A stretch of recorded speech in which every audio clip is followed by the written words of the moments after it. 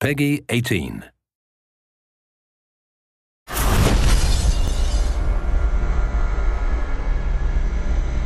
The thing we really wanted to do was give the player decisions to make, give the player choices and have some consequences to those choices. And some have lightweight or subtle consequences, and some are purely aesthetic.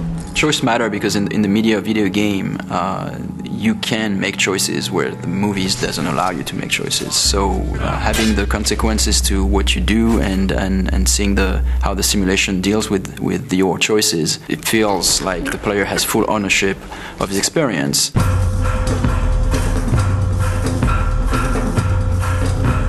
My goal is that everything that the player wants to do, he should be able to do it. As you can go everywhere, then it has to be functional everywhere. If he sees a door, it's an openable door. If he sees a roof, he should be able to climb there, and he knows that this is a valid path. As you guide Corvo through the world, as you see this world from a first-person perspective, you can constantly approach the game with all-out violence or subtlety, like you can be very surgical in how you move into an environment and how you deal with the assassination target. Ce qui est vraiment très intéressant dans Dishonored, c'est la possibilité pour le joueur de vraiment inventer son histoire, on va dire. Il peut vraiment jouer le jeu de la façon dont il a vraiment envie. Il peut très bien jouer au jeu sans jamais tuer personne, ou alors être une bête sauvage et attaquer tout le monde, mais ça aura des conséquences dans le jeu. I feel like we might have made the first assassination game where you don't actually have to kill anybody. Donc l'IA dans Dishonored est assez particulière dans le sens où il faut qu'elle réagisse vraiment à tout ce que le joueur est capable de faire, que ce soit de par ses pouvoirs ou que ce soit que le joueur peut être assez furtif par rapport aux IA.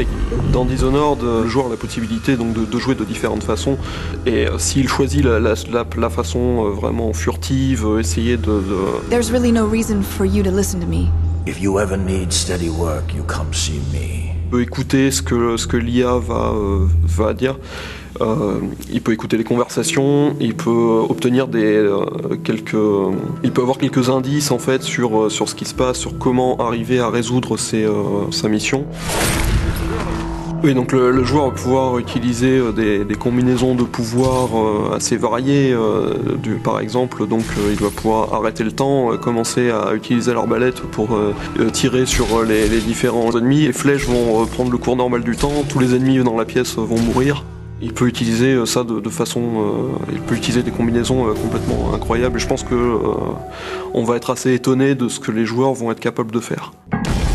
So when people play Dishonored, and once in a while they figure out something that just feels utterly creative to them and that they wouldn't have expected to be able to do in the game, that is a magic moment for us. That's what we live for. I watched a guy the other day do something I'd never seen in Dishonored before. He was running away after killing off a couple of high-profile assassination targets, 2 members of parliament, and he was up high on a balcony. And the jump would have killed him because it was maybe 4 stories up, but he had the possession power. And in our game, when you possess somebody, it's not like you leave your body behind and possess them with your mind. It's a corporeal thing, so you move physically into them, and then you pilot them around. And so he jumped off of this balcony 4 stories up and plummeted to the ground, and I thought he was going to die. He was on the pavement next to the river, but he was angling for this guard that was walking a patrol down there, and as he got close to the guard, he activated the possession power and moved into the guy, and it kills the inertia of the fall, and he lived and walked past the other guards who didn't know anything was wrong. And that is a moment you can't have in another game.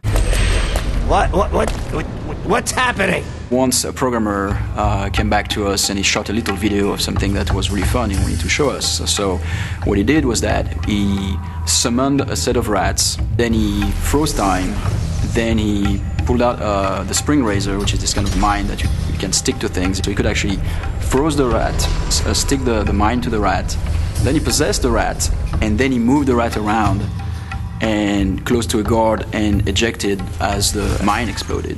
I think what is special to Dishonored is that the moment-to-moment emotion is great.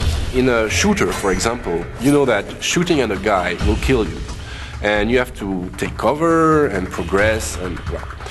But in Dishonored, you can combine things in a way that even the result can be unpredictable. For us, the thing that is a thrill is whenever we are surprised by the game. We see that for the first time, like a character responding to something, all those powers will chain together, and still the simulation works.